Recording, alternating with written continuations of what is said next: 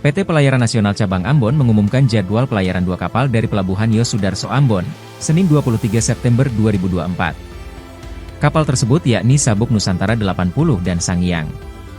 Untuk kapal Sangiang akan berangkat pukul 14 WIB. Dengan rute dari Ambon, Banda, Geser dan Fakfak.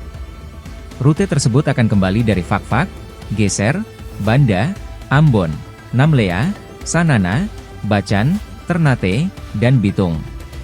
Sedangkan untuk kapal Sabuk Nusantara 80 siap melakukan pelayaran pada pukul 17 WIB.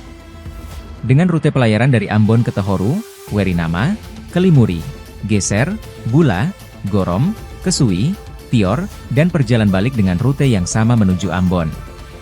Waktu tempuh dalam pelayaran 6 hari.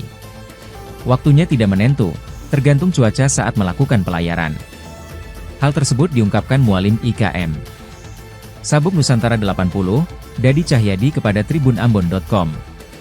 Untuk memperlancar pelayaran, pihaknya akan terus mengikuti informasi BMKG dan KSOP setempat untuk memastikan pelayaran berjalan dengan aman dan lancar.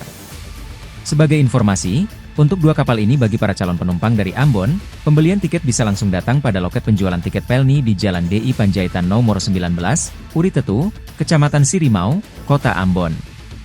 Disarankan, untuk segera membeli tiket atau paling lambat setengah jam sebelum keberangkatan.